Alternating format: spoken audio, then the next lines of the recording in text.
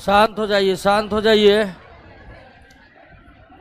जो जहां पर बैठे आवाज बंद कर लीजिए।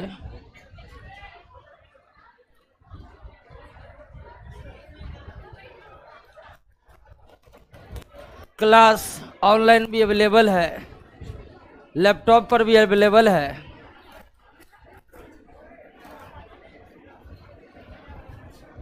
तो बहुत ज़्यादा समय भीड़ में व्यतीत करने का नहीं है। आराम से आप ऑनलाइन क्लास कर सकते हैं घर पर बैठकर। आवाज़ सही है, ठीक है। शांत हो जाइए, शांत हो जाइए, आवाज़ सही है।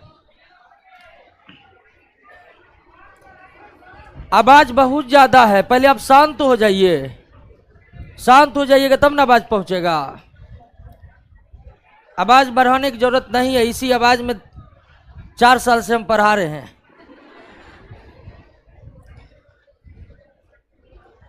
क्लास लाइव हो चुका है।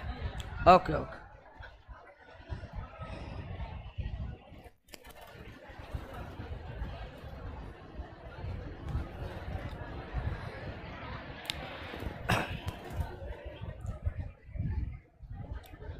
चलिए, अब जो जहां बैठे हैं कृपया करके शांत हो जाइए।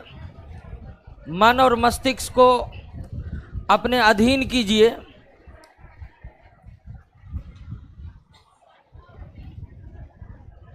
और पिछले क्लास में फिर आवाज आ रहा है, पता नहीं कौन बात कर रहा है।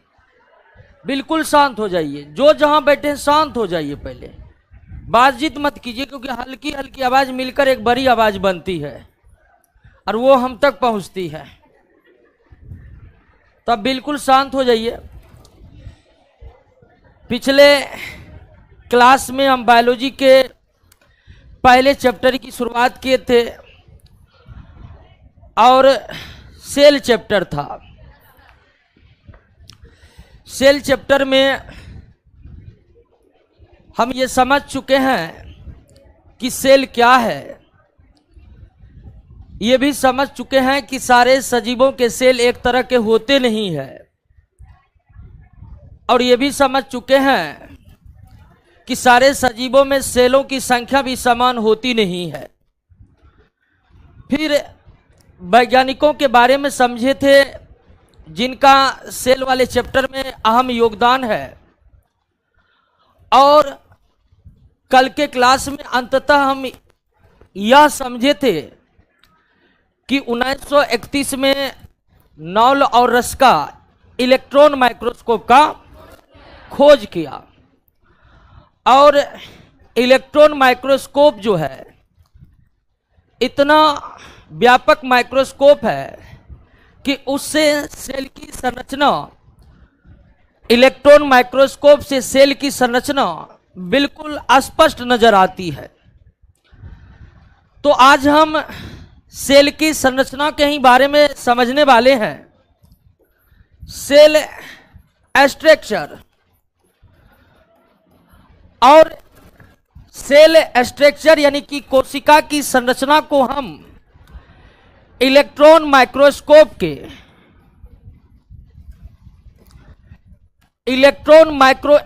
के सहायता से समझेंगे। अर्थात जब भी हम कहेंगे कि यह गोलाकार होता है तो उसका अर्थ तो ये होगा कि उस संरचना को इलेक्ट्रॉन माइक्रोस्कोप से देखेंगे तो वो कैसा नजर आएगा? गोलाकार नजर आएगा। तो सेल की जो संरचना है वो स्पष्ट तरीके से जानने के लिए किस माइक्रोस्कोप की सहायता ली जाती है? इलेक्ट्रॉन माइक्रोस्कोप के। और अंततः हम इससे पहले आवाज छोड़ रहा है क्या? हाँ, क्या है? तो सेल की जो संरचना है वह हम किसके सहायता से पढ़ेंगे? जहां कहीं भी आपको बताएंगे कि सेल इस तरह है, ये संरचना आयताकार है या वृत्ताकार है, तो उसका अर्थ यही होगा कि इस माइक्रोस्कोप से देखने पर वो संरचना हमें दिखाई पड़ेगी। तो आइए हम सेल की संरचना को समझने की प्रयास करते हैं। सेल को मुख्यतः दो भागों में बांटा जाता है। मुख्य रूप से किसी भी सजीव के सेल को मुख्यतः दो हिस्सों में डिवाइड करते हैं। एक हिस्सा है हमारा सेल मेम्ब्रेन, सेल मेम्ब्रेन, कोशिका झिल्ली, और दूसरा हिस्सा है प्रोटोप्लाज्म यानी कि जीव द्रव। क्लियर हुआ? किसी भी सेल को मुख्यतः कितने हिस्सों में बांटते हैं? दो हिस्सों में, सेल मेम्ब्रेन और प्रोटोप्लाज्म। अब सेल मेम्ब्रेन क्या है, प्रोटोप्लाज्म क्या है? तो मान लीजिए कि यह एक गोलाकार सेल है। सेल कई तरह के होते हैं, गोलाकार होते हैं, वृत्ताकार होते हैं, आयताकार होते हैं, यहां तक कि उसकी कुछ आकृति भी नहीं होती है, यानी अनियमित आकार के भी होते हैं। तो ये एक गोलाकार सेल है। तो सेल का जो सबसे बाहरी हिस्सा होता है दोस्तों, यही कहलाता है क्या? कोशिका झिल्ली। सेल का जो बाहरी घेरा होता है वही क्या कहलाता है? और आप सभी जानते हैं कि कोशिका के भीतर एक गोलाकार सघन पिंड होता है, जिसे क्या कहते हैं? न्यूक्लियस कहते हैं। अपवादों को छोड़ सभी सेल में न्यूक्लियस पाए जाते हैं, जिसका खोज रॉबर्ट ब्राउन ने किया। तो कोशिका का सबसे बाहरी घेरा क्या कहलाता है? कोशिका झिल्ली। अब कोशिका झिल्ली के भीतर जो कुछ भी है सब क्या कहलाता है? जीव द्रव कहलाता है।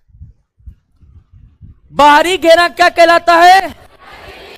कोशिका झिल्ली से घिरा भीतर जो कुछ भी है सब कुछ एक साथ क्या कहलाता है? जीव द्रव कहलाता है। यानी कि सेल का न्यूक्लियस भी जीव द्रव का हिस्सा है दोस्तों। न्यूक्लियस भी जीव द्रव का क्या है? तो किसी भी सेल को, एक जीवित कोशिका को कितने भागों में बांटा जाता है? सेल के बाहरी हिस्से को क्या कहते हैं? कोशिका झिल्ली के भीतर जो कुछ भी है सब सम्मिलित रूप से क्या कहलाते हैं? क्या कहलाते हैं? जीव द्रव कहलाते हैं। अब ध्यान दीजिए कि कोशिका झिल्ली के भीतर ही कोशिका की महत्वपूर्ण संरचना न्यूक्लियस है, केंद्रक है। और केंद्रक भी किसका हिस्सा है? जीव द्रव का हिस्सा है। केंद्रक भी किसका हिस्सा है? जीव द्रव का हिस्सा है। अब पुनः जीव द्रव को हम दो भागों में बांट सकते हैं। पुनः जीव द्रव को कितने हिस्सों में बांटेंगे? दो हिस्सों में। एक हो गया हमारा न्यूक्लियस। क्या हो गया? न्यूक्लियस। और दूसरा हो गया साइटोप्लाज्म। दूसरा क्या हो गया? साइटोप्लाज्म। साइटोप्लाज्म को हिंदी में कहते हैं कोशिका द्रव और न्यूक्लियस को कहते हैं केंद्रक। तो जीव द्रव पुनः कितने हिस्से में बटा? दो हिस्से में बटा। न्यूक्लियस और साइटोप्लाज्म, केंद्रक और कोशिका द्रव। अब केंद्रक कौन है? तो आप देख ही रहे, केंद्रक समझ ही चुके हैं। अब ध्यान दीजिए कि कोशिका का जो ये सेल है और ये जो कोशिका झिल्ली है, इनके बीच तरल पदार्थ भरे रहते हैं। इनके बीच क्या भरे रहते हैं? तरल पदार्थ भरे रहते हैं। इनके बीच क्या भरे रहते हैं? तरल पदार्थ भरे रहते हैं। और इसी तरल पदार्थ को हम कहते हैं क्या? साइटोप्लाज्म यानी कि कोशिका द्रव। साइटोप्लाज्म यानी कि कोशिका, यानी कोशिका द्रव वो तरल पदार्थ है जो केंद्रक और कोशिका झिल्ली के बीच में स्थित है। के कोशिका द्रव वो तरल पदार्थ है जो न्यूक्लियस और कोशिका झिल्ली के बीच क्या है? स्थित है। न्यूक्लियस और कोशिका झिल्ली के बीच क्या है? क्लियर हुआ संरचना? कोशिका के सबसे बाहरी घेरे को क्या कहते हैं? कोशिका झिल्ली के भीतर जो कुछ भी है सभी को सम्मिलित रूप से जीव द्रव कहते हैं। जीव द्रव को कितने हिस्सों में बांटते हैं? न्यूक्लियस और न्यूक्लियस आप समझ ही चुके हैं, गोलाकार सघन संरचना है। और न्यूक्लियस और झिल्ली के बीच जो भी तरल पदार्थ है, न्यूक्लियस और झिल्ली के बीच जो भी तरल पदार्थ है वो क्या हो गया? कोशिका द्रव हो गया। कोशिका द्रव भी किसका हिस्सा है? जीव द्रव का हिस्सा है। न्यूक्लियस भी किसका हिस्सा है? जीव द्रव का हिस्सा है। कोशिका झिल्ली के भीतर जो कुछ भी है सब सम्मिलित रूप से क्या कहलाता है? क्या कहलाता है? कोई दिक्कत इसमें नहीं ना? संरचना को समझ गए? समझे कि नहीं समझे? एक बार पुनः समझिए। हम एक गोलाकार कोशिका लेते हैं। कोशिका के सबसे बाहरी घेरे को क्या कहते हैं? कोशिका के सबसे बाहरी घेरे को कोशिका झिल्ली कहते हैं, सेल मेम्ब्रेन कहते हैं। कोशिका झिल्ली कहते हैं, सेल मेम्ब्रेन कहते हैं। कोई दिक्कत? और मध्य में लगभग क्या होता है? केंद्रक होता है। क्या होता है? केंद्रक होता है। और बीच में क्या होता है? कोशिका द्रव होता है। कोशिका द्रव होता है। सभी मिलकर क्या कहलाते हैं? सभी मिलकर क्या कहलाते हैं? जीव द्रव कहलाते हैं, प्रोटोप्लाज्म कहलाते हैं। क्लियर? अब फिर से समझिए। कोशिका का जो कोशिका द्रव है, कोशिका का जो कोशिका द्रव है, इस कोशिका द्रव में ढेर सारे संरचनाएं होती हैं। कुछ गोलाकार संरचनाएं होते हैं, कुछ नली आकार के संरचनाएं होते हैं। कोशिका द्रव के भीतर ढेर सारे संरचनाएं होते हैं। क्लियर है? बात समझ गए ना? कोशिका का जो कोशिका द्रव है, कोशिका का जो कोशिका द्रव है, उस कोशिका द्रव में ढेर सारे संरचनाएं होते हैं। गोलाकार संरचनाएं होते हैं, बड़ा बड़ा थैली के समान संरचनाएं होते हैं, नली आकार के संरचनाएं होते हैं, ढेर सारे संरचनाएं होते हैं। कहां? कोशिका द्रव में। कोशिका द्रव में जो ढेर सारे संरचनाएं होते हैं उसे कहते हैं दोस्तों कोशिकांग। क्या कहते हैं? कोशिकांग। अंग्रेजी में कहते हैं सेल ऑर्गेनल कहते हैं। क्या कहते हैं? सेल ऑर्गेनल कहते हैं। क्या कहते हैं? सेल ऑर्गेनल कहते हैं। क्लियर हुआ? कोशिका के सबसे बाहरी घेरा को क्या कहते हैं? कोशिका के सबसे बाहरी घेरा क्या कहते हैं? कोशिका झिल्ली के भीतर जो कुछ भी होता है उसे क्या कहते हैं? जीव द्रव का हिस्सा है कोशिका द्रव, न्यूक्लियस और कोशिकांग। तीनों कोशिकांग, कोशिका द्रव, केंद्रक, तीनों हिस्सा है किसका? जीव द्रव का। तीनों हिस्सा है किसका? आपसे पूछा जाएगा क्या कोशिका द्रव जीव द्रव का हिस्सा है? न्यूक्लियस जीव द्रव का हिस्सा है? बिल्कुल है। सेल ऑर्गेनल कोशिकांग जीव द्रव का हिस्सा है? बिल्कुल है। कोशिका झिल्ली के भीतर जो कुछ भी है सब कहलाएगा मिलकर क्या? जीव द्रव। कोई दिक्कत? कोशिका द्रव में स्थित ढेर तरह की संरचनाएं को क्या कहते हैं? हर एक कोशिकांग, सभी के सभी कोशिकांग, सभी के सभी सेल ऑर्गेनल किसमें पाए जाते हैं? किसमें पाए जाते हैं? कोई दिक्कत?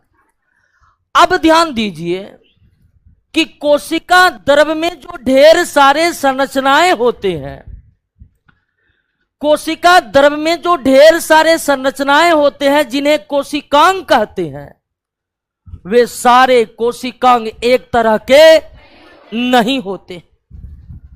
वो सारे कोशिकांग एक तरह के नहीं होते। कोशिकांग भी कितने प्रकार के होते हैं? 2 प्रकार के होते हैं। कोशिकांग भी कितने प्रकार के होते हैं? 2 प्रकार के होते हैं। ध्यान दीजिए एक बार पुनः। सेल ऑर्गेनल, कोशिकांग। कहां पाए जाते हैं कोशिकांग? कोशिका द्रव में पाए जाते हैं। सारे कोशिकांग एक तरह के होते हैं? नहीं। कोशिकांग दो प्रकार के होते हैं। कोशिका द्रव्य में स्थित संरचनाएं जिसे कोशिकांग कहते हैं, सेल ऑर्गेनल कहते हैं। यह कितने प्रकार के होते हैं? दो प्रकार के होते हैं। अब दो प्रकार के कौन कौन है इसको समझिए। पहला प्रकार है ऑर्गेनोइड। पहला प्रकार है ऑर्गेनोइड, इसे हिंदी में भी क्या कहते हैं? और दूसरा है क्या? मेटाप्लास्ट। दूसरा क्या है? पहला सेल ऑर्गेनल क्या है और दूसरा है मेटाप्लास्ट। अब इसको समझ लेते हैं। हिंदी में भी इसे ऑर्गेनोइड भी कहते हैं और इसको भी हिंदी में मेटाप्लास्ट ही कहते हैं। ऐसा कोशिकांग जो जीवित है, जिनमें बढ़ने की क्षमता है, जो जीवित है जिसमें बढ़ने की क्षमता है, उसे हम क्या कहते हैं? ऑर्गेनोइड। ऐसा कोशिकांग जो जीवित होते हैं, जीवित होने का मतलब वो टूट फूट जाएगा तो अपने आप मरम्मत कर लेगा, जो नए बनते रहते हैं, जो जीवित है, जो नए बनते रहते हैं कोशिका के भीतर, ऐसे कोशिकांग को क्या कहते हैं? ऑर्गेनोइड कहते हैं। क्या कहते हैं? ऑर्गेनोइड। जैसे कि ribosome, ribosome, lysosome, centrosome, mitochondria, mitochondria, ठीक है, plastid, plastid, ER, endoplasmic reticulum, ये सभी के सभी क्या हैं? ऑर्गेनोइड है। ये ऑर्गेनोइड इसलिए है क्योंकि राइबोसोम अगर मर जाएगा तो नया राइबोसोम पैदा हो जाएगा सेल के भीतर। माइटोकॉन्ड्रिया में टूट फूट हो जाएगी तो वो अपना मरम्मत खुद कर सकता है। ये सभी के सभी कोशिकांग कैसा है? और ऐसा संरचना कोशिका द्रव्य के भीतर का ऐसा कोशिकांग जो मृत है, मृत है मतलब जो नया नहीं बनते हैं, उसे क्या कहते हैं? यानी जो जीवित है वो ऑर्गेनोइड, जो मृत है अधिकांश सेल ऑर्गेनल क्या है? ऑर्गेनोइड है। मेटाप्लास्ट के अंतर्गत सिर्फ एक आते हैं, वैक्यूल। मेटाप्लास्ट के अंतर्गत सिर्फ आपको क्या आते हैं? वैक्यूल, जिसको हिंदी में क्या कहते हैं? रसधानी। वैक्यूल को छोड़कर लगभग सभी कोशिका अंगक क्या है? सभी कोशिका अंगक क्या है? ऑर्गेनोइड। क्लियर हो गया? ऐसा कोशिकांग जिसमें जो जीवित है, जिसमें बढ़ने की क्षमता है, जिसमें नए बनने अर्थात विभाजन की क्षमता है, उसे क्या कहते हैं? ऑर्गेनोइड कहते हैं। मृत कोशिकांग जिसमें बढ़ने की क्षमता नहीं है, नए बनने की क्षमता नहीं, उसे क्या कहते हैं? आप याद रखिएगा कि रसधानी वैक्यूल को छोड़कर सभी कोशिका अंग क्या है? ऑर्गेनोइड है। वैक्यूल को छोड़कर सभी कोशिका अंग क्या है? ऑर्गेनोइड है। क्लियर हुआ? संरचना समझ गए? कोई दिक्कत नहीं ना? संरचना कोशिका का आप समझ गए। एक बार फिर से आपको बता देते ताकि आपको क्लास में ही याद हो जाए। क्लास में नहीं याद हो रहा है सब कुछ तो फिर दरोगा बहुत दूर है। सही बता रहे हैं, भड़का नहीं रही किसी को। बात समझ रहे हैं कि नहीं? हाँ, हर एक बात क्लास में याद हो जानी चाहिए और बिल्कुल शांत रहिएगा, गंभीर बने रहिएगा तो सब कुछ क्लास में याद होगा। स्पीड में बढ़ रहे हैं? हाँ, आप जिस नौकरी को प्राप्त करने का ख्वाहिश किए हुए हैं, ये बिहार में करोड़ों युवा का ख्वाहिश है, लेकिन करोड़ों का होगा नहीं, लाखों का भी नहीं होगा, केवल हजारों का होगा। और हजार में आपको स्थान प्राप्त करने के लिए दिन रात एक करना पड़ेगा। ध्यान दीजिए दोस्तों, हम एक गोलाकार कोशिका का उदाहरण लेते हैं। गोलाकार इसीलिए ले रहे हैं कि गोल बनाना आसान होता है। ठीक है, आयताकार वर्गाकार भी ले सकते हैं। तो ध्यान दीजिएगा, और यह है सबसे बाहरी घेरा कोशिका झिल्ली। वेरी गुड दोस्तों, सबसे बाहरी घेरा। उसके बाद केंद्रक, और इसको कहते हैं क्या? कोशिका द्रव। यह है क्या? केंद्रक। और इसमें ढेर सारे और ये सभी मिलकर क्या कहलाते हैं? जीव द्रव। क्लियर? कोई दिक्कत? यही है कोशिका की संरचना। थोड़ा बहुत इधर उधर हो सकता है, कहां पर, तो जहां पर होगा बता देंगे, लेकिन 99% कोशिका की संरचना इसी तरह की होती है। सबसे बाहरी घेरा को, बीच के गोलाकार सघन केंद्रक और कोशिका झिल्ली के बीच के द्रव को, कोशिका द्रव में स्थित विभिन्न संरचनाएं तीनों मिलकर, यानी जीव द्रव को आप 3 हिस्सों में तो बांट ही सकते। क्या हम 2 हिस्सों में बांटे, लेकिन आप 3 हिस्सों में बांट सकते। क्लियर? अब एक एक करके सबके बारे में पढ़ना होगा। कोशिका झिल्ली के बारे में पढ़ना होगा, कोशिका द्रव के बारे में पढ़ना होगा। कोशिका द्रव में स्थित विभिन्न संरचना जिसको कोशिकांग कहते हैं, वो ढेर तरह के होते हैं, सबके बारे में एक एक करके पढ़ना होगा। क्यों? तो ये सिलेबस का हिस्सा है। क्लियर है? संरचना को समझ गए? कोई दिक्कत नहीं संरचना को समझने में। समझने का मतलब ये है कि आप दूसरों को समझा सके। क्लियर है ना? हाँ, कम से कम इतना समझ लेना जरूरी है कि आप दूसरों को समझा चुके हैं और उस पर आधारित प्रश्न बननी चाहिए। अब आइए, सबसे पहले हम किसकी शुरुआत करते हैं? कोशिका झिल्ली। सबसे महत्वपूर्ण संरचना, क्योंकि इसके बिना कोशिका तो बन ही नहीं सकता है। कोशिका सेल मेम्ब्रेन।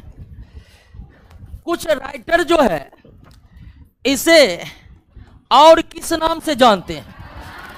या आप कह सकते हैं कि कुछ राइटर जो है सेल मेम्ब्रेन को प्लाज्मा मेम्ब्रेन भी कहते हैं। सेल मेम्ब्रेन, प्लाज्मा मेम्ब्रेन एक दूसरे के पर्यायवाची। तो सेल मेम्ब्रेन क्या है? तो ये बात तो आप जान गए। कोशिका के सबसे बाहरी घेरा को ही क्या कहते हैं? सेल मेम्ब्रेन कहते हैं। कोशिका के सबसे बाहरी घेरा को सेल मेम्ब्रेन कहते हैं। कोई दिक्कत? अब ध्यान दीजिए कि ये जो कोशिका झिल्ली है, यह मुख्य रूप से 2 पदार्थों से मिलकर बना होता है। एक है प्रोटीन और दूसरा है लिपिड। और दोनों को एक साथ अगर बोलना है तो आप कह सकते हैं लिपो प्रोटीन। दोनों वर्ड एक में आ गया। यह हम नहीं लिखते हैं, राइटर ही लोग ही लिखते हैं। क्लियर हो गया? तो कोशिका झिल्ली कोशिका का सबसे बाहरी घेरा है। और यह कोशिका झिल्ली मुख्य रूप से कितने पदार्थों से मिलकर बना है? 2 पदार्थों से मिलकर बना है, प्रोटीन और लिपिड। कोशिका झिल्ली मुख्य रूप से कितने पदार्थों से मिलकर बना है? 2 पदार्थों से, प्रोटीन और, या किससे मिलकर बना है? लिपोप्रोटीन से मिलकर बना है। और यह झिल्ली जो है, यह जीवित झिल्ली है। कोशिका झिल्ली कैसी झिल्ली है? जीवित झिल्ली है। जीवित झिल्ली का मतलब ये अगर टूट फूट जाए तो फिर से नया बन जाए। बात समझ गए? कोशिका झिल्ली किस प्रकार की झिल्ली है? जीवित झिल्ली है। जीवित झिल्ली कहने का मतलब अगर कोशिका झिल्ली में जरा सा भी टूट फूट होती है तो यह अपना मरम्मत स्वयं कर लेता है, या अपना मरम्मत स्वयं कर लेता है। अब ध्यान दीजिए दोस्तों कि कोशिका झिल्ली कितने चीजों से मिलकर बना है? प्रोटीन और लिपिड। और यह जो झिल्ली है यह 75 एंगस्ट्रोम मोटा होता है। कितना? अगर कोई नहीं जानते हैं, 1 एंगस्ट्रॉम बराबर होता है 10 के पावर माइनस 10 मीटर। 1 एंगस्ट्रॉम बराबर 10 के पावर माइनस 10 मीटर होता है। तो ये जो झिल्ली है कोशिका झिल्ली, इसकी मोटाई कितना? 75 एंगस्ट्रॉम। कितना मोटा होता है? 75 एंगस्ट्रॉम होता है। किन चीजों से मिलकर बना होता है?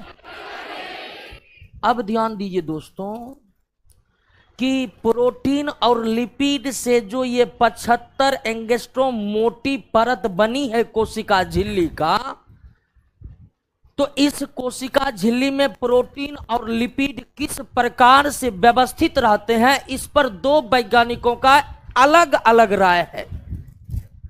बात समझ रहे हैं ना? 75 एंगस्ट्रॉम मोटी कोशिका झिल्ली के परत में प्रोटीन और लिपिड के अणु किस प्रकार से व्यवस्थित रहते हैं, इस संबंध में 2 वैज्ञानिकों ने अलग अलग मत प्रस्तुत किया है। 2 वैज्ञानिकों ने अलग अलग मत प्रस्तुत किया है। तो आप 2 वैज्ञानिक के इन अलग अलग मतों को समझने का प्रयास कीजिए। वैसे समझना तो कुछ है नहीं, सब कुछ याद करना है क्या?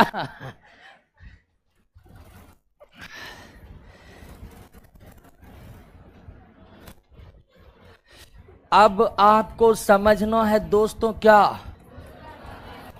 कोशिका झिल्ली के बनावट से संबंधित मॉडल। कितने मॉडल हैं? 2। एक मॉडल का नाम है यूनिट मेम्ब्रेन मॉडल। एक का क्या नाम है? और दूसरा का नाम है फ्लूइड मोजाइक मॉडल।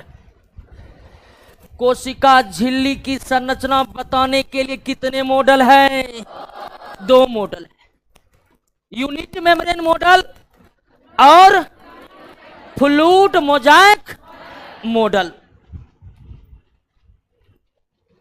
अब ध्यान दीजिए कि यूनिट मेम्ब्रेन मॉडल वैज्ञानिक रॉबर्टसन किसने दिया है? रॉबर्टसन ने दिया है। यूनिट मेम्ब्रेन मॉडल किसने दिया है? रॉबर्टसन ने दिया है। और फ्लूइड मोजाइक मॉडल सिंगर तथा निकोलसन ने मिलकर दिया। बात समझ रहे हैं? कोशिका झिल्ली का बनावट से संबंधित कितने मॉडल प्रचलित हैं?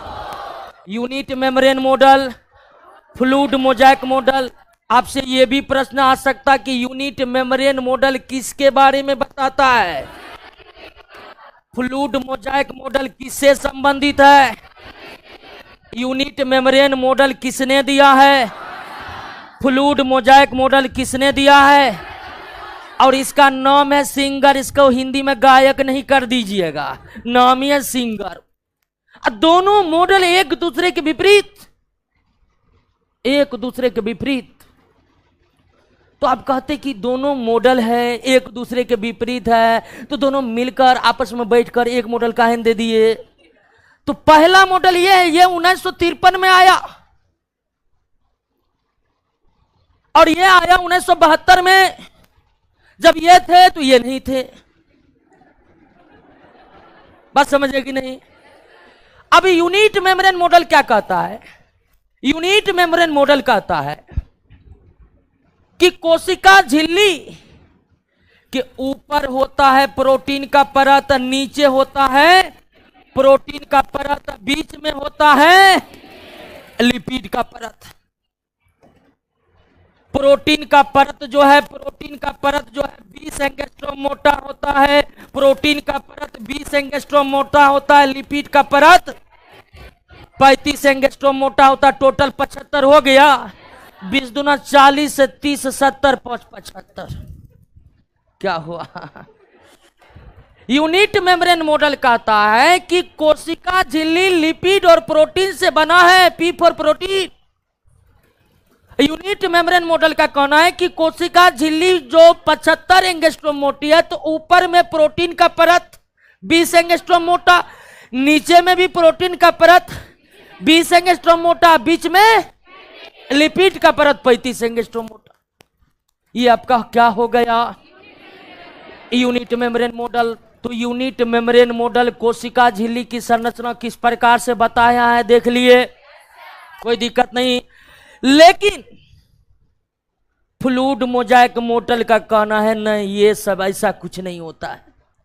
इसका कहना है, फ्लूइड मोजाइक मॉडल का कहना है कि कोशिका झिल्ली 75 एंगस्ट्रोम मोटा होता है। ठीक है, मोटा होता है, लेकिन ऊपर लिपिड, नीचे लिपिड, बीच में गोलाकार प्रोटीन, बीच में गोलाकार प्रोटीन। यह है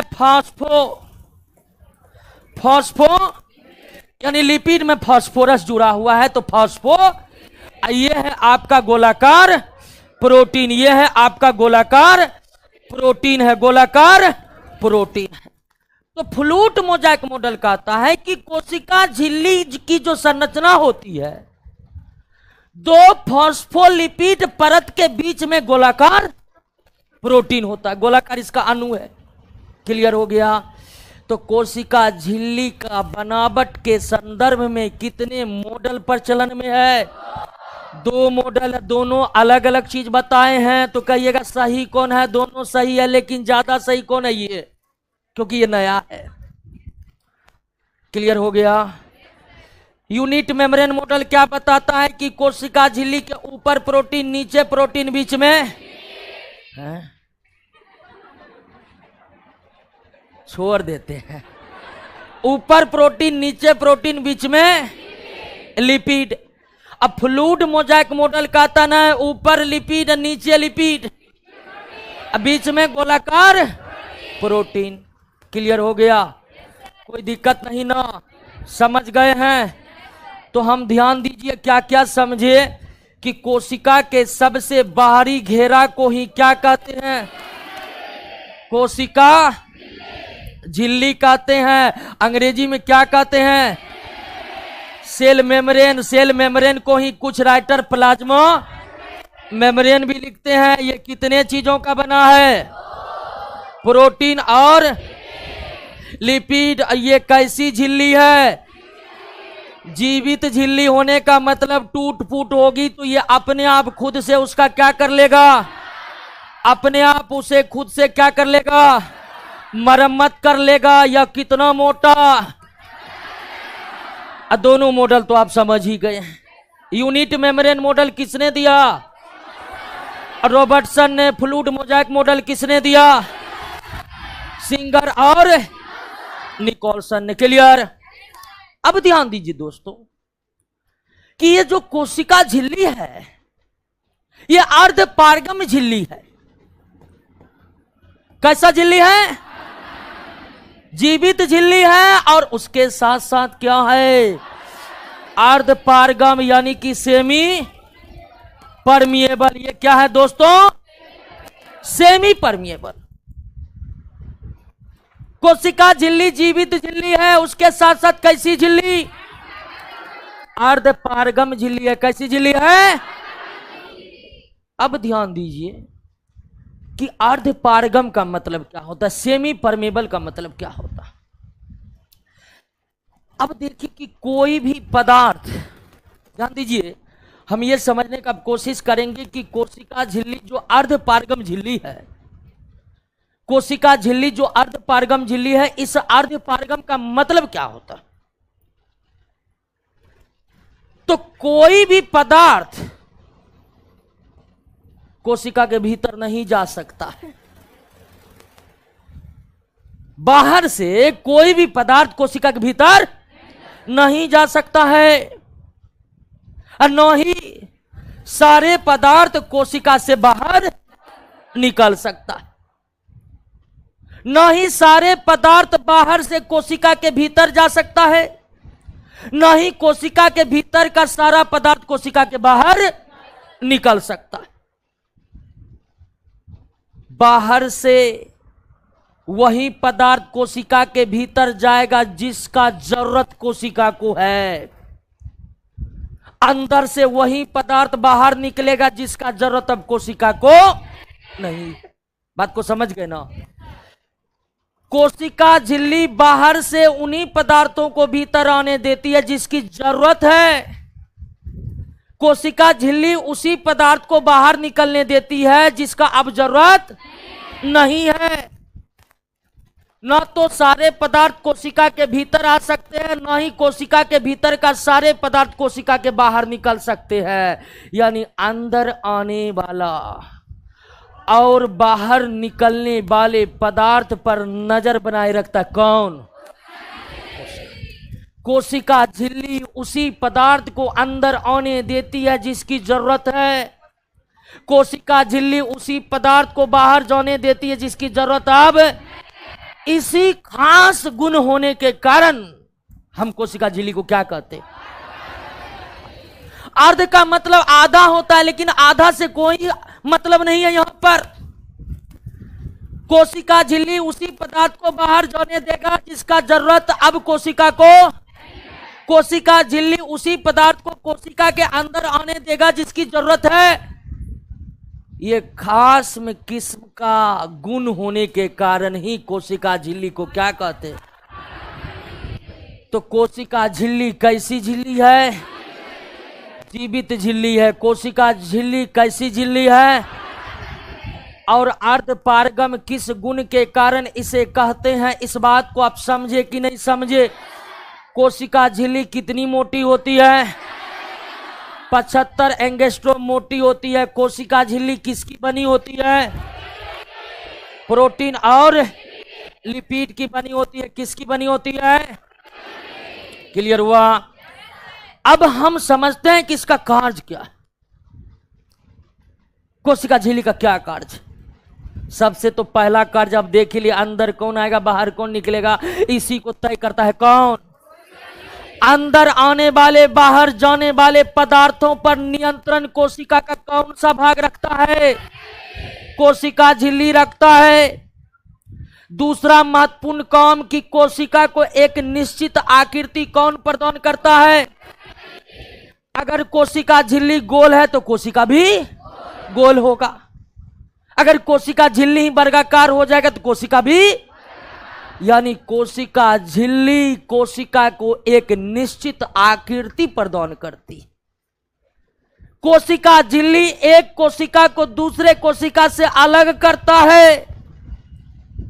अगर कोशिका में कोशिका झिल्ली ही नहीं होती तो सारा कोशिका मिल नहीं जाता। पता नहीं चलता है कि कितना कोशिका, एक किधर है दो किधर है। तो कोशिका झिल्ली एक कोशिका से दूसरे कोशिका को अलग करता है। कोशिका झिल्ली कोशिका को निश्चित आकृति प्रदान करता है। कोशिका झिल्ली अंदर बाहर जाने वाले पदार्थ पर नियंत्रण रखता है। कोशिका झिल्ली विसरण और परासरण की क्रिया में मदद करता है। विसरण और परासरण वह प्रक्रिया है जिसके द्वारा पदार्थ अंदर बाहर आते जाते हैं। विस्तार पूर्वक इसको हम लास्ट में पढ़ेंगे, विसरण और परासरण को। तो विसरण भी कौन कराता है? परासरण में भी कौन भाग लेता है? क्लियर हो गया? बात समझ गए? कोई दिक्कत? अब ध्यान दीजिए दोस्तों कि जो एक कोशिकीय सजीव है, जैसे हम लोगों को चलने फिरने के लिए हाथ पैर है, मानव का हाथ पैर मानव का प्रचलन अंग है। हाथ और पैरों के मदद से मानव चल फिर सकते हैं, है कि नहीं है? उस तरह से एक कोशिकीय जो सजीव होते हैं, बैक्टीरिया हो गया, प्रोटोजोआ हो गया, उनमें भी प्रचलन अंग होते हैं। आप सीलिया का नाम सुने होंगे, नहीं सुने तो अभी सुन लिए ना। सीलिया, फ्लैजिला, जब सूक्ष्मजीव पढ़ेंगे तो और बहुत क्लियर होगा ये शब्द। कूट पाद, ये जो अंग है ये प्रचलन अंग है। किसके? तो सूक्ष्म जीव के, एक कोशिकीय सजीव के। प्रोटोजोआ जो प्रोटोजोआ अगर पटना से मोकमा जाएगा किसके मदद से? फ्लैजिला सिलिया के मदद से। तो एक कोशिकीय सजीव के शरीर में तो केवल एक ही कोशिका होती, केवल एक कोशिका, और एक कोशिका में ही प्रचलन अंग भी होते हैं। तो एक कोशिकीय सजीव के शरीर में जो सीलिया बनते हैं किससे? फ्लैजिला भी बनते हैं किससे? कूटपाद भी बनते हैं किससे? क्लियर हो गया? कोशिका झिल्ली में सब कुछ समझ गए, कोई दिक्कत नहीं है। कोशिका के सबसे बाहरी घेरा को कोशिका झिल्ली कैसी झिल्ली है? जीवित झिल्ली है। कोशिका झिल्ली कैसी झिल्ली है? अर्धपारगम झिल्ली है। कोशिका झिल्ली की मोटाई कितनी होती है? कोशिका झिल्ली की मोटाई कितनी होती है? कोशिका झिल्ली किसकी बनी होती है? कोशिका को निश्चित आकृति कौन प्रदान करती है? कोशिका झिल्ली प्रदान करती है। एक कोशिका को दूसरे से अलग कौन करती है? कोशिका झिल्ली करती है। विसरण परासरण में कौन मदद करता है? कोशिका झिल्ली मदद करता है। अंदर बाहर जाने वाले पदार्थों पर नियंत्रण कौन रखता है? कोशिका झिल्ली रखता है। एक कोशिकीय सजीवों में प्रचलन अंग सीलिया फ्लैजिला कूटपाद का निर्माण किससे होता है? क्लियर हो गया? समझ गए ना? अब आपको कोशिका झिल्ली से आने वाले प्रश्न में कोई दिक्कत कभी नहीं होगा, कभी नहीं। और आपको अगर दिक्कत हो गया तो वो दिक्कत पूरे भारत में सबको हो रहा है। क्लियर? बहुत स्टूडेंट को था कि हम पढ़ लिए पूरा पढ़ लिए, लेकिन 2 क्वेश्चन तो हमसे बन ही नहीं रहा है। तो पूरा पढ़ लेने के बाद भी आपसे 2 क्वेश्चन नहीं बना तो समझ लीजिए पूरे भारत में उसको कोई नहीं बना सकता है। और वो 2 क्वेश्चन कोई बना रहा है तो समझिए वो बहुत कुछ नहीं बना रहा है। समझ रहे हैं ना? बीपीएससी के परीक्षा में कभी भी कैलकुलस का सवाल आता है, जो समझिए कैलकुलस बना दिया तो समझ जाइए कि अब अर्थमेटिक नहीं बनाया होगा। ठीक है ना? तो बहुत पढ़ लेने के बाद भी एक आध क्वेश्चन कभी कभी बनते तो उसके लेकर ज्यादा टेंशन नहीं लेना है। कुछ क्वेश्चन एग्जाम में ऐसे होते हैं जिसको सेटर ही बनाएगा, सेटर भी 4 दिन के बाद भूल जाएगा, वो भी नहीं बना पाएगा। तो कोशिका झिल्ली क्लियर? कोई दिक्कत नहीं ना? अब हम एक और संरचना पर आते हैं। कोशिका झिल्ली समझ चुके हैं, कोई दिक्कत नहीं। अब हम एक और संरचना पर आते हैं और यह है कोशिका भित्ति, सेल वॉल।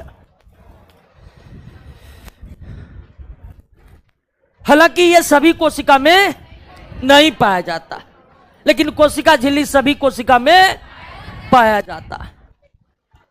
अब ध्यान दीजिए दोस्तों, जंतु और पेड़ पौधे में बहुत ज्यादा अंतर होता है, लेकिन एक अंतर हम आपके सामने रख रहे हैं। पर्यावरण में होने वाले परिवर्तनों को झेलने में जंतु से कहीं ज्यादा पौधा ज्यादा प्रभावी होते हैं। पर्यावरणीय परिवर्तनों को जंतु से ज्यादा अच्छे तरीके से कौन झेल सकता है? पौधा। पर्यावरणीय परिवर्तन समझ रहे हैं ना? ठंडा से गर्मी आ गया, गर्मी से बारिश आ जाएगा, बारिश से फिर ठंडा आ जाएगा, ठंडा के बाद फिर जो है शीतलहरी आ जाएगा, यानी ज्यादा वाला ठंडा। पर्यावरण में होने वाले परिवर्तनों से जितना ज्यादा प्रभावी जंतु होते हैं उतना प्रभाव पौधे पर नहीं पड़ता।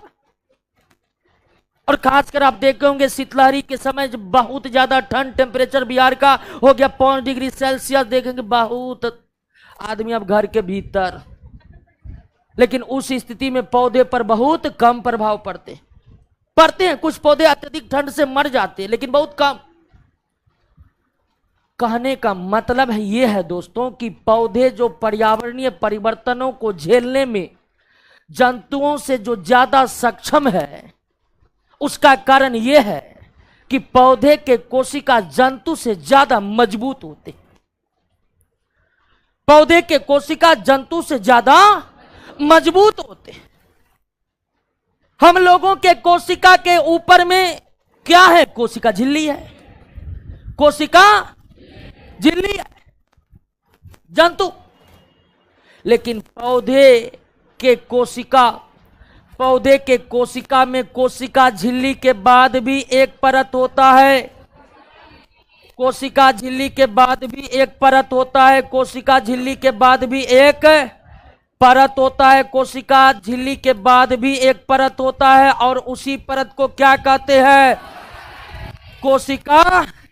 यानी जो पौधे होते हैं दोस्तों, पौधे के अतिरिक्त कोशिका भित्ति और कुछ सजीवों में पाया जाता है। तो पौधे की जो कोशिका है उसमें कोशिका झिल्ली के ऊपर भी एक परत होता है, जिसे हम क्या कहते हैं? कोशिका भित्ति कहते हैं। ऊपर भी एक परत होता है जिसे क्या कहते हैं? यह कोशिका भित्ति जंतु यानी हम लोगों के शरीर के कोशिका में नहीं पाया जाता। यह मुख्य रूप से किसके कोशिका में? पौधे के अतिरिक्त कुछ और भी सजीवों में पाया जाता है, जिसको हम आगे पढ़ेंगे। लेकिन मुख्य रूप से यह कोशिका भित्ति किस में पाया जाता है? पौधे में पाया जाता है। किस में पाया जाता है? तो पौधे में कोशिका झिल्ली के ऊपर भी एक परत होता है, जिसे क्या कहते हैं? कोशिका भित्ति कहते हैं। लेकिन यह कोशिका भित्ति जीवित नहीं होता, यह मृत है। कोशिका भित्ति कैसी परत है? मृत परत है, और यह बना होता है कार्बोहाइड्रेट सेलुलोज से। किससे बना होता है? सेलुलोज और हेमी सेलुलोज, ये एक प्रकार का कार्बोहाइड्रेट है। क्या है? इसी से बना होता है क्या? जो मुख्य रूप से किसमें पाया जाता है? पौधा में। यानी पौधा के कोशिका को डबल बॉडीगार्ड है, एक कोशिका झिल्ली और उसके ऊपर। यही कारण है कि जंतु के तुलना में पौधों की कोशिका क्या होती है? ज्यादा मजबूत होती है। क्या होती है? ज्यादा मजबूत होती है। यह कोशिका भित्ति खास प्रकार के कार्बोहाइड्रेट किससे बनी होती है? सेलुलोज से बनी होती है। और इसी कोशिका भित्ति होने के कारण पौधे का कोशिका जंतु से ज्यादा मजबूत होता है। क्लियर हो गया? अब इस कोशिका भित्ति का क्या काम है? कोशिका भित्ति का क्या काम है? कोशिका भित्ति जो है दोस्तों, एक तो महत्वपूर्ण काम कि कोशिका भित्ति पौधे के कोशिका को बहुत ज्यादा मजबूत बनाती है। उसके अलावा कोशिका भित्ति पौधे के कोशिका झिल्ली को भी सुरक्षा प्रदान करती है। जंतु का कोशिका झिल्ली बाहरी आघात से टूट फूट जाएगा, लेकिन पौधे में जल्दी नहीं टूट फूटेगा, क्योंकि उसके ऊपर में क्या है? तो कोशिका भित्ति पौधे के कोशिका को मजबूत बनाती है। कोशिका भित्ति पौधे के कोशिका झिल्ली को सुरक्षा प्रदान करती है। कोशिका भित्ति पौधे के कोशिका को सूखने से बचाता है। किससे बचाता है? पौधे के कोशिका को सूखने से कौन बचाता है? क्लियर हो गया? बात समझ गए? तो पौधों के मुख्य रूप से पौधों के कोशिका के ऊपर भी एक मुख्य रूप से पौधे के कोशिका झिल्ली के ऊपर जो एक मृत परत होती है, वो कैसे क्या कहलाती है? कोशिका भित्ति किससे बनी होती है? कोशिका भित्ति मृत होती है, और ये अर्ध पारगम नहीं होती है, बल्कि क्या होता है? यानी कि हर कुछ भेद कर निकल सकता। पारगम मतलब आर पर जाने में कोई रोक टोक। तो कोशिका झिल्ली अर्ध पारगम है, लेकिन कोशिका भित्ति अर्ध पारगम। कोशिका भित्ति क्या है? पारगम है। कोशिका भित्ति क्या है? Any problem? समझ गए? बाहर क्लियर हो गया? बाहर क्लियर। अंदर अब प्रवेश करेंगे। बातचीत नहीं, शांति और गंभीरता। हल्ला मत करिए।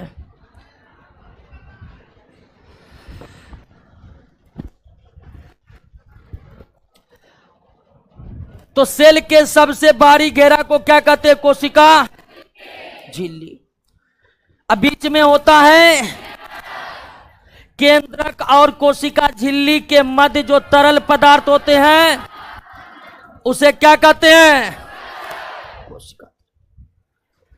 और कोशिका द्रव जो है,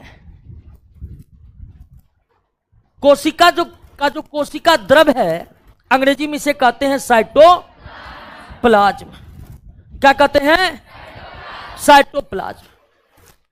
तो कोशिका का जो कोशिका द्रव है, इसका सर्वाधिक हिस्सा बना होता है किससे? जल से। कोशिका का जो कोशिका द्रव है, सेल का जो साइटोप्लाज्म है, इसका सर्वाधिक हिस्सा किससे बना होता है? जल से। कोशिका द्रव का लगभग 80% हिस्सा किससे बना है? या कोशिका द्रव का अधिकांश हिस्सा किससे निर्मित है? जल से। और जल के अलावे कोशिका द्रव में क्या पाए जाते हैं? तो वो सब कुछ पाए जाते हैं जो आप सब कुछ खाते हैं। अब जानते हैं हम जो खाना खाते हैं उससे हम ऊर्जा प्राप्त करते हैं, लेकिन खाना खाने के बाद ऊर्जा कैसे प्राप्त होता है? तो हम जो खाना खाते हैं वो सब पच जाते हैं और पचने के बाद वो भोजन ब्लड के द्वारा शरीर के सारे कोशिकाओं को भेज दिया जाता। कोशिका के कोशिका द्रव में जल के अतिरिक्त वे सभी पोषक तत्व मौजूद होते हैं जो भोजन के माध्यम से हम लेते हैं। प्रोटीन मौजूद रहता है, कार्बोहाइड्रेट मौजूद रहता है, वसा मौजूद रहता है, ऑक्सीजन मौजूद रहता है, कार्बन मौजूद रहता है, हाइड्रोजन मौजूद रहता है। ढेर सारे तत्व और ढेर सारे पोषक पदार्थ मौजूद रहते हैं जल के अतिरिक्त किसमें? कोशिका द्रव। क्लियर? और कोशिका द्रव जो है उसमें ढेर सारे संरचनाएं होते हैं जिन्हें क्या कहते हैं? Cell organelle. सारा का सारा सेल ऑर्गेनल किसमें है? कोशिका द्रव में। और जो सेल ऑर्गेनल है, जो कोशिका के कोशिका द्रव में बिखरे पड़े होते हैं, वो सेल ऑर्गेनल लगातार कई तरह के कार्य करते रहते हैं जिसके बदौलत एक कोशिका जिंदा बना रहता है। तो कोशिका द्रव तो आप समझ ही गए हैं, केंद्रक और कोशिका झिल्ली के बीच जो तरल पदार्थ है उसे ही क्या कहते हैं? कोशिका द्रव का अधिकांश हिस्सा किससे बना होता है? जल के अतिरिक्त इसमें ढेर सारे पोषक पदार्थ, ढेर सारे खनिज लवण पाए जाते हैं। 30 से अधिक तत्व की उपस्थिति होती है इस कोशिका द्रव में। और अगर आप कहिएगा कि जल के बाद कोशिका द्रव में सबसे ज्यादा क्या होता है, तो प्रोटीन। क्या होता है? प्रोटीन। और इसी कोशिका द्रव में ढेर सारे संरचनाएं बिखरे पड़े होते हैं जिसे हम क्या कहते हैं? सेल ऑर्गेनल कहते हैं। क्या कहते हैं? और सेल ऑर्गेनल कई तरह के कार्य करते रहते हैं कोशिका द्रव में रहकर, और सेल ऑर्गेनल के कार्य करने के बदौलत ही कोई कोशिका जीवित बना रहता है। और सेल ऑर्गेनल कितने प्रकार के होते हैं? 2 प्रकार के, ऑर्गेनोइड और मेटा। लगभग सबके सब ऑर्गेनोइड ही है, बहुत कम ही है जो मेटाप्लास्ट है। मेटाप्लास्ट में तो आपको बोले केवल एक का नाम याद रखना है, किसका? किसका? राजधानी वैक्यूल का। राजधानी वैक्यूल को छोड़कर जितने भी सेल ऑर्गेनल है सब के सब ऑर्गेनोइड है। तो अब एक एक करके हम किसके बारे में पढ़ेंगे? सेल ऑर्गेनल के बारे में पढ़ेंगे। और सारा का सारा सेल ऑर्गेनल किसमें है? क्लियर हो गया? तो आइए अब एक एक करके हम सेल ऑर्गेनल के बारे में पढ़ना शुरू करते। कोई दिक्कत यहां तक? पहला सेल ऑर्गेनल है इंडो प्लाज्मिक रेटिकुलम। शॉर्ट में इसे क्या कहते हैं? ईआर। हिंदी में इसे कहते हैं अंत प्रदर्भी जालिका। इंडोप्लाज्मिक रेटिकुलम अंत प्रदर्भी जालिका क्या है? तो सेल ऑर्गेनल है। कहां रहते हैं? तो सारे सेल ऑर्गेनल कोशिका द्रव में रहते हैं, तो ये भी सेल ऑर्गेनल है, तो कहां होगा? कोशिका द्रव में होगा। कोशिका को जब इलेक्ट्रॉन माइक्रोस्कोप से आप देखिएगा, यह है न्यूक्लियस। कोशिका को जब इलेक्ट्रॉन माइक्रोस्कोप से देखिएगा तो उस कोशिका के कोशिका द्रव में काफी महीन नलियों के जाल के समान संरचनाएं दिखाई देगी। कोशिका को जब आप इलेक्ट्रॉन माइक्रोस्कोप से देखिएगा तो कोशिका के कोशिका द्रव में एकदम महीन धागों का या महीन नलियों का एक जाल दिखाई पड़ेगा। कोशिका द्रव में स्थित महीन नलियों के जाल के समान संरचना को ही क्या कहते हैं? ईआर कहते हैं, इंडोप्लाज्मिक रेटिकुलम कहते हैं। कोशिका के कोशिका द्रव में स्थित महीन नलियों के जाल के समान संरचनाएं को ही क्या कहते हैं? ईआर कहते हैं, इंडोप्लाज्मिक रेटिकुलम कहते हैं। महीन नलियों के जाल के समान संरचना को क्या कहते हैं? इंडोप्लाज्मिक रेटिकुलम कहता है। और ये नली कभी कभी इतनी लंबी होती है कि एक छोर न्यूक्लियस से दूसरा कोशिका झिल्ली से जुड़ी होती है। इंडोप्लाज्मिक रेटिकुलम नली कभी कभी कोशिका के भीतर इतनी बड़ी हो जाती है कि एक सिरा केंद्रक से तो दूसरा सिरा कोशिका झिल्ली से जुड़ी रहती। क्लियर हो गया? कोई दिक्कत है? महीन नलियों के जाल के समान संरचना जो कोशिका द्रव में दिखाई पड़ती है उसे क्या कहते हैं? ईआर कहते हैं, इंडोप्लाज्मिक रेटिकुलम कहते हैं। और ये नली कभी कभी इतनी लंबी होती है कि एक सिरा जुड़ा रहता है केंद्रक से, दूसरा सिरा जुड़ा रहता है कोशिका झिल्ली से।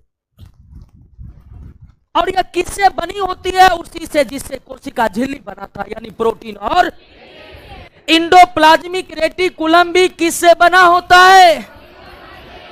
प्रोटीन। और यानी सेम टू सेम जिससे कोशिका झिल्ली बना था उसी से बना हुआ है। कौन? इंडोप्लाज्मिक। क्लियर हुआ? अब ध्यान दीजिए दोस्तों कि कोशिका के कोशिका द्रव में जो ईआर होती है वो ढेर सारे होते हैं, यानी एक दो नहीं होते, ढेर सारे पूरे कोशिका द्रव में फैले हुए, पूरे कोशिका द्रव में फैले हुए। और सारा ईआर एक जैसा नहीं होता। सारा ईआर एक जैसा, कुछ ईआर पर छोटे छोटे गोलाकार संरचनाएं पाई जाते। कुछ ईआर ऐसे होते हैं जिसके सतह पर छोटे छोटे गोलाकार संरचनाएं पाए जाते हैं, छोटे छोटे गोलाकार संरचनाएं पाए जाती हैं। तो इस तरह से ईआर कितने प्रकार के हो गए? दो प्रकार के। एक वो ईआर जिसके सतह पर छोटी छोटी गोलाकार संरचनाएं हैं, और एक वो ईआर जिसके सतह पर कोई गोलाकार संरचनाएं नहीं है। तो ईआर कितने प्रकार के? जिस ईआर के सतह पर छोटे छोटे गोलाकार संरचनाएं हैं उसे कहते हैं दोस्तों, क्या जानते हैं? Rough ER. जिस ईआर के सतह पर कोई संरचनाएं नहीं है उसे क्या कहते हैं? स्मूथ ईआर कहते हैं। इसे क्या कहते हैं? स्मूथ ईआर कहते हैं। तो ईआर कितने प्रकार के? रफ और स्मूथ। जिस ईआर के सतह पर छोटे छोटे गोलाकार संरचनाएं हैं उसे क्या कहते हैं? रफ। जिस ईआर के सतह पर छोटे छोटे गोलाकार संरचनाएं उसे क्या कहते हैं? रफ। जिस ईआर के सतह पर कोई गोलाकार संरचना नहीं है उसे क्या? तो ईआर कितने प्रकार के? 2 प्रकार के, रफ और स्मूथ। रफ और any problem? No any problem. दोस्तों अब ध्यान दीजिए कि यह ईआर क्या करता है, क्योंकि हम पहले ही बता चुके हैं कि जितने भी सेल ऑर्गेनल है बातचीत नहीं। ठीक है, हल्ला मत करिए। बार बार हम बता रहे हैं कि जिस चीज का तैयारी कर रहे हैं आप, वो अभी आपको बहुत इजी लगता है, लेकिन बहुत भारी है। लेकिन अभी से ही सचेत रहिएगा तो कोई भारी नहीं है। सचेत रहना है। और बार बार हम यही बोलते हैं कि घर पर पढ़ाई एक दिन भी छूटनी। और ये बात तो क्लियर है कि इस उम्र में आपके पास पढ़ने के अलावे कोई दूसरा काम भी करना पड़ता है तो यकीन मानिए नौकरी नहीं होने वाला है। आपको केवल और केवल पढ़ना ही होगा। पढ़ने के अलावे दूसरा किसी भी काम में इंगेज हुए आपको सरकारी नौकरी नहीं हो सकता है। हम ये नहीं कह सकते कि आप सफल नहीं होंगे। कई तरह से खाना बनाना, सोना वो शामिल है। ठीक है। हम ये नहीं कह रहे हैं कि आप सफल नहीं होइएगा जिंदगी में। बिल्कुल सफल हो सकते, लेकिन सरकारी नौकरी पाकर सफलता पाने चाहते हैं तो इसके लिए आपको इस उम्र में केवल और केवल पढ़ने पर ध्यान देना पड़ेगा। बहुत को ढेर सारी समस्याएं हैं, बहुतों को देखते हैं ढेर सारी समस्याएं। मुखिया का इलेक्शन है तो वो गांव जाएगा, भैया का शादी है उसमें भी गांव चला गया। और जब आप इस तरह का कारोबार कर रहे हैं ऑनलाइन वाले दोस्तों, आप पर भी ध्यान है हमारा। पढ़ाई को छोड़कर दूसरे काम में लगते आपका लिंक बिगड़ जाता है। जैसे मेरा देखिए अभी बिगड़ गया, दूसरा बात कर रहे हैं, ठीक इसी तरह बिगड़ जाएगा आपका लिंक। और दोस्तों जब पढ़ने का लिंक तारतम्य गड़बड़ा जाता है ना, तो आपको पढ़ने में मन नहीं लगेगा, पढ़ने से डर लगने लगेगा। हम कई स्टूडेंट से मिला है, बहुत स्टूडेंट एक दिन आया कि सर बहुत टेंशन है, याद करते हैं यादें होता है। तो ये सब बात तब याद आता है जब आप बीच में पढ़ाई छोड़ देते हैं। बीच में पढ़ाई छोड़ दीजिए, आप फिर पढ़ने लगे, 2 दिन पढ़ने में मन नहीं लगेगा, अब अलबना नहीं लगेगा कि बगल का रोहित पढ़ रहा है हमको तो मन नहीं लग रहा है। अब अपने नौकरी होगा कि नहीं, उससे ज्यादा रोहित बाग हो जाएगा, वो टेंशन क्या। तो पढ़ाई का जो तारतम्य है लगातार पढ़ने का, उसको कभी बिगाड़ना नहीं। तो इंडोप्लाज्मिक रेटिकुलम कितने प्रकार के हुए हैं? रफ और स्मूथ। अब ये काम क्या करता है, इसका क्या काम है? तो ध्यान दीजिए दोस्तों, ये जो रफ इंडोप्लाज्मिक रेटिकुलम है, इसका काम है प्रोटीन का परिवहन। किसका परिवहन? यानी मान लीजिए यहां प्रोटीन है, कोशिका द्रव के इस भाग में प्रोटीन है, इस भाग में प्रोटीन नहीं है, तो प्रोटीन इसके नली में प्रवेश करेगा, यहां निकल जाएगा।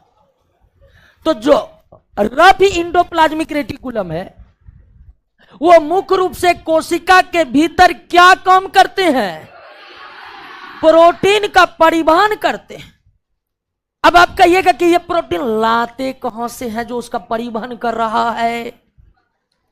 तो ये जो दोस्तों रफ इंडोप्लाज्मिक रेटिकुलम के ऊपर जो गोलाकार गोलाकार संरचना आप देख रहे हैं, ये गोलाकार गोलाकार संरचना किसका है? और ये राइबोसोम प्रोटीन बनाते रहते हैं। राइबोसोम क्या बनाते रहते हैं? प्रोटीन बनाते रहते हैं, प्रोटीन बनाते रहते हैं। और उस प्रोटीन को ये रफ इंडोप्लाज्मिक रेटिकुलम एक भाग से दूसरे भाग में भेजते रहते हैं। क्लियर हो गया? और ये जो स्मूथ इंडोप्लाज्मिक रेटिकुलम है, सिर पर हाथ मत रखिए, स्मूथ इंडोप्लाज्मिक रेटिकुलम है। स्मूथ इंडोप्लाज्मिक रेटिकुलम है बसा तथा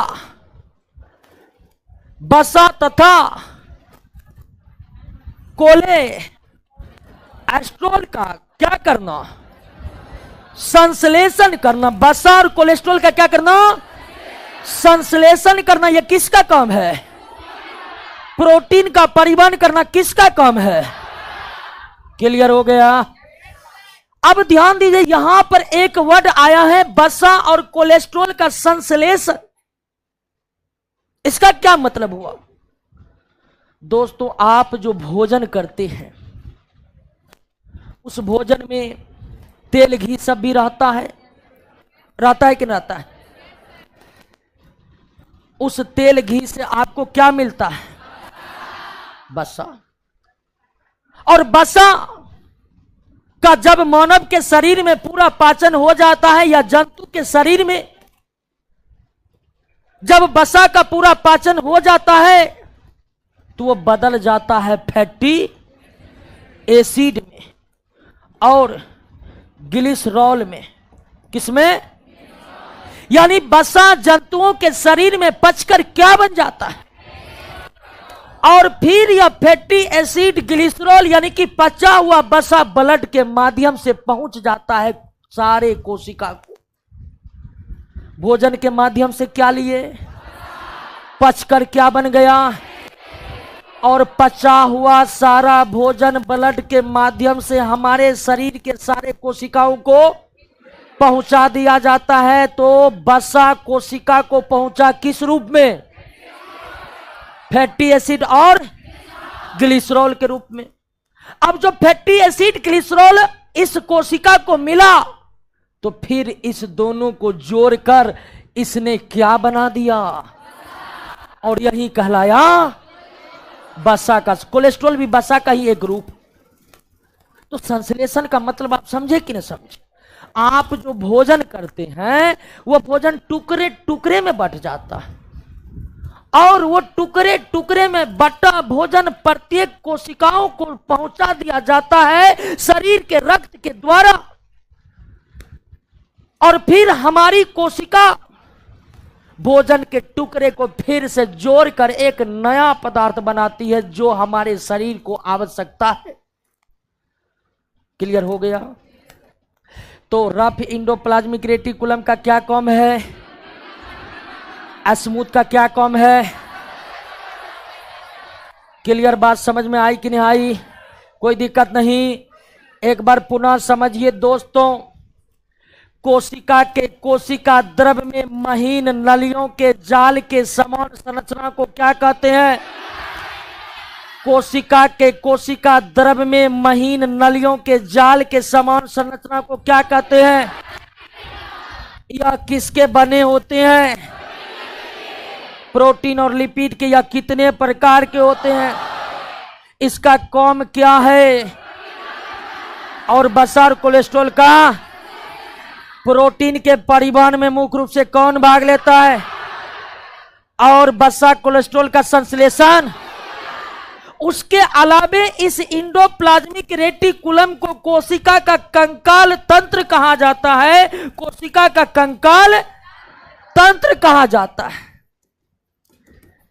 इंडोप्लाज्मिक रेटिकुलम ईआर को क्या कहा जाता है? जिस तरह से हमारे शरीर के कंकाल तंत्र में हड्डियां शामिल है, हड्डियों के कारण ही शरीर की एक संरचना बनी होती है। कल्पना कीजिए कि शरीर में एक भी हड्डी नहीं होती तो क्या होती? ये जो एक निश्चित संरचना है वो बन पाता। तो ये जो इंडोप्लाज्मिक रेटिकुलम है, ये अंदर से कोशिका को उसी तरह मजबूत बनाता है जिस तरह हमारे शरीर को हड्डी मजबूत बनाता है। और यही कारण है दोस्तों, यही कारण है कि इस इंडोप्लाज्मिक रेटिकुलम को क्या कहा जाता है? कोशिका का कंकाल तंत्र किसे कहा जाता है? कोशिका का कंकाल तंत्र किसे कहा जाता है? ईआर किससे बने होते हैं? वसा और कोलेस्ट्रॉल का संश्लेषण कौन ईआर करता है? प्रोटीन का परिवहन मुख्य रूप से कौन करता है? क्लियर? तो पहला कोशिका अंगक हो गया। अब इसका खोज किसने किया है वो नोट में पढ़ लीजिएगा, कोई ज्यादा उसमें दिक्कत नहीं है। अब हम दूसरे कोशिका अंगक पर आते हैं, ठीक है? अरे हलने, जिसको जाना है जाएगा। राइबोसोम, जिसको जाना है जाइए, क्योंकि सिलेबस बहुत बड़ा है और पढ़ने में थकावट हो रही है, तो ढेर सारे कोचिंग में कैप्सूल क्लास चलता है, वो भी आप कर सकते हैं। हर बराइए नहीं दोस्तों।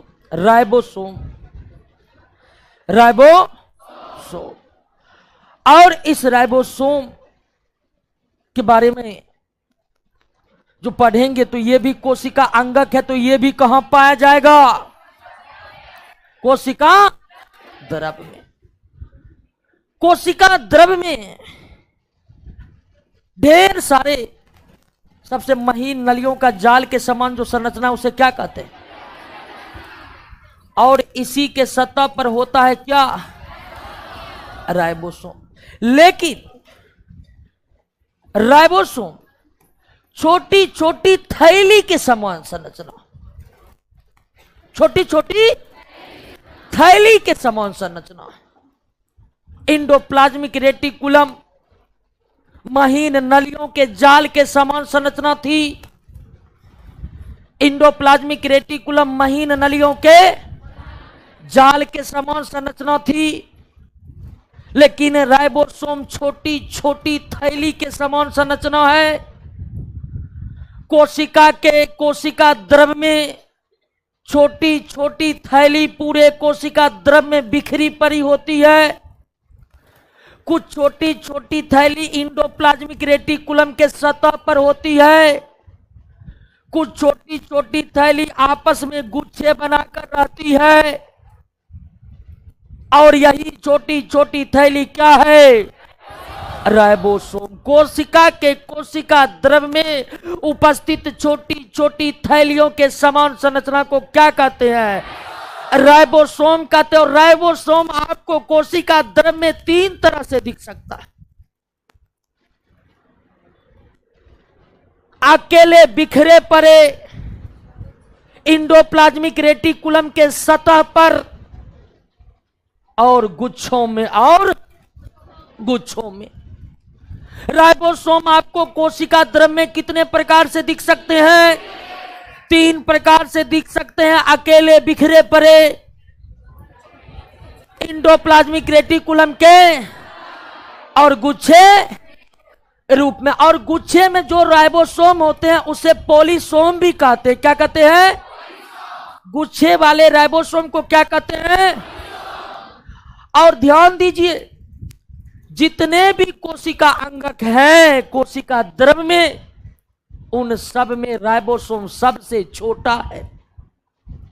सबसे छोटा है, सबसे छोटा कोशिका अंगक। और इस राइबोसोम के ऊपर कोई झिल्ली नहीं होती है, झिल्ली विहीन अंगक है। राइबोसोम कैसा अंगक है? जिस तरह कोशिका के ऊपर कोशिका झिल्ली होती है ना, उसी तरह की झिल्ली हर एक कोशिका अंगक के ऊपर भी होती है। जैसे इंडोप्लाज्मिक रेटिकुलम पर है ना, उसके भी ऊपर एक पतली झिल्ली थी। कोशिका झिल्ली इतनी मोटी नहीं, लेकिन एक पतली झिल्ली थी। तो जिस तरह कोशिका के ऊपर झिल्ली होती है, उसी तरह प्रत्येक कोशिका अंगक के ऊपर भी क्या होती है? झिल्ली होती है। एकमात्र कोशिका अंगक राइबोसोम है जिसके ऊपर कोई झिल्ली। सभी कोशिका अंगकों में सबसे छोटा कौन है? राइबोसोम है। कौन है? और यह बना होता है प्रोटीन और आरएनए का। किसका बना होता है? आरएनए भी एक प्रकार का पोषक पदार्थ है, विस्तार पूर्वक आगे हम पढ़ेंगे। तो राइबोसोम किसका बना होता है? और यह सबसे छोटा कोशिका अंगक है। इस एकमात्र कोशिका अंगक पर कोई झिल्ली नहीं होती है, कोई झिल्ली नहीं होती है। क्लियर हो गया? अब आते हैं कि यह क्या काम करता है। इसका एकमात्र काम है प्रोटीन का संश्लेषण करना। हम जो भोजन के माध्यम से प्रोटीन लेते हैं वो पचकर अमीनो एसिड बन जाता है। भोजन में जो आप दाल, सोयाबीन, मछली, चिकन सब खाते हैं वो प्रोटीन युक्त भोजन है। और प्रोटीन जंतुओं के शरीर में पचकर क्या बनता है? Amino acid. और पचा हुआ प्रोटीन अर्थात अमीनो एसिड कोशिका को पहुंच गया। अब उसी अमीनो एसिड को जोड़कर यह राइबोसोम क्या बनाएगा? प्रोटीन बनाएगा, जिसको कहते हैं प्रोटीन का संश्लेषण। प्रोटीन का संश्लेषण। तो राइबोसोम का एकमात्र काम है प्रोटीन का संश्लेषण करना। इसे कोशिका का प्रोटीन फैक्ट्री भी कहते हैं। राइबोसोम का एकमात्र काम है क्या? प्रोटीन संश्लेषण करना। प्रोटीन संश्लेषण करना। और यह राइबोसोम जो है दो प्रकार के हो सकते हैं। कुछ कोशिका में 70S, कुछ कोशिका में 70S का मतलब है कि छोटा और इसका मतलब है थोड़ा बड़ा। तो राइबोसोम सारे कोशिका में एक तरह के, कुछ कोशिका का राइबोसोम बहुत छोटी थैली के समान होते हैं, यानी, और कुछ का 80S। क्लियर हो गया? और 80S राइबोसोम भी 2 से मिलकर बना होता, 30S और 80S जो है 40S। और S का मतलब है सेडरबर्ग। S का मतलब सेडरबर्ग। सेडरबर्ग। जिस तरह से द्रव्यमान को केजी में मापते हैं ना, उसी तरह राइबोसोम के आकार को किस में मापते हैं? सेडरबर्ग में। जिस तरह द्रव्यमान को मापने के लिए केजी यूनिट है, राइबोसोम के आकार को मापने के लिए क्या? सेडरबर्ग। तो राइबोसोम 2 प्रकार के हो सकते हैं। कुछ राइबोसोम छोटे 70 और कुछ बड़े 80S। अब पुनः 70S राइबोसोम कितने यूनिट से मिलकर बना है? इसको जोड़िएगा तो 80 आता है। इससे उस पर मत जाइएगा क्योंकि ये मैथ नहीं बायोलॉजी है। ठीक उसी तरह 80S राइबोसोम कितने यूनिट से मिलकर बना है? इस राइबोसोम का मुख्य काम क्या है? प्रोटीन का संश्लेषण करना। क्लियर हो गया? बात समझ गए? कोई दिक्कत नहीं ना? तो सबसे छोटा कोशिका अंगक, किस कोशिका अंगक पर कोई झिल्ली नहीं होती है? राइबोसोम कोशिका के भीतर कितने तरह से दिखेंगे? बिखरे पड़े इंडोप्लाज्मिक रेटिकुलम के सतह पर और गुच्छे में। अब ध्यान दीजिए दोस्तों, कुछ राइबोसोम गुच्छे में दिखाई पड़ते हैं, जिसे क्या कहते हैं? पॉलीसोम। अब ये जो राइबोसोम का गुच्छा बना है तो जरूर कोई ना कोई धागा होगा जो इसको बांधा है। आप कहिएगा हो सकता फेविकोल से चिपका होगा, तो वो बात नहीं है। ये जो राइबोसोम के गुच्छे बनते हैं अर्थात पॉलीसोम बनते हैं, तो इसका गुच्छा बनाने वाला एक खास धागा होता है जो इसको बांधता है आपस में, और उस धागा का नाम है mRNA। mRNA ये क्या है? ये धागे के समान संरचना है जो क्या करता है, राइबोसोम को बांधकर उसका गुच्छा बनाता है। यानी polysome equal to ribosome plus ribosome में ढेर सारा धागे वाला ये बांध कर बन गया क्या? क्लियर हुआ? अब वैज्ञानिक का नाम तो आप खुद से भी पढ़ लीजिएगा। क्लियर? कोई दिक्कत नहीं ना?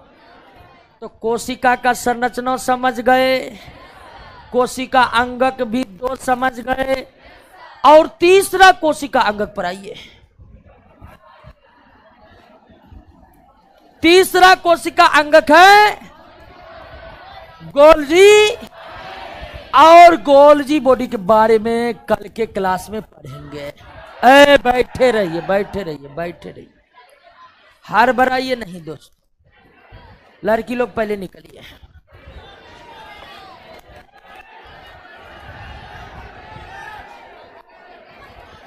आवाज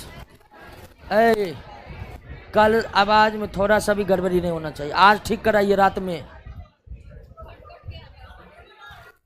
नहीं कटता, 1-2 सेकेंड के लिए कटता है, बहुत ज्यादा तो नहीं कट रहा है।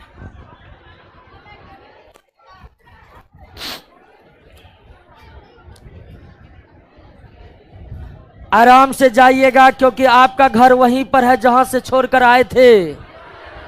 एक कदम भी घर आपका भागा नहीं है, जगह पर है, इसीलिए आराम से निकलना है। साउंड प्रॉब्लम है, इसको जल्द से जल्द ठीक कर लिया जाएगा।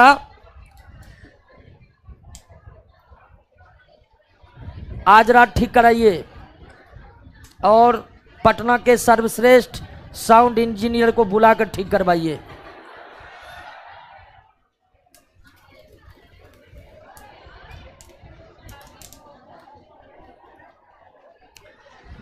ऑनलाइन क्लास ऑफ कर दीजिए। मिलते हैं सारे ऑनलाइन वाले दोस्तों से कल के क्लास में। कल क्लास है ना जी?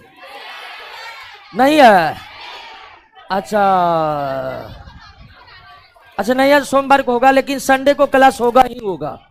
फिलहाल अभी नया नया बैच है तो सर छुट्टी दिए होंगे। ठीक है, जैसे ही, क्योंकि संडे को क्लास नहीं होगा तो फिर सिलेबस बहुत दिक्कत से पूरा होगा, इसलिए सप्ताह में 7 दिन क्लास, और क्लास के बाद सारा समय घर पर पढ़ाई, तब जाकर बनिएगा दरोगा। निकलते जाइए, तेजी से निकलिए, तेजी से। फिजिकल की तैयारी क्लासरूम से होगा।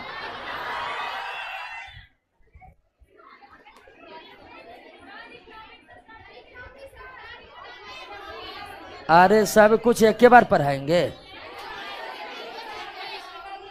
अभी बायोलॉजी चलेगा, केमिस्ट्री चलेगा, इकोनॉमिक्स, ठीक है, इकोनॉमिक्स से चला दें।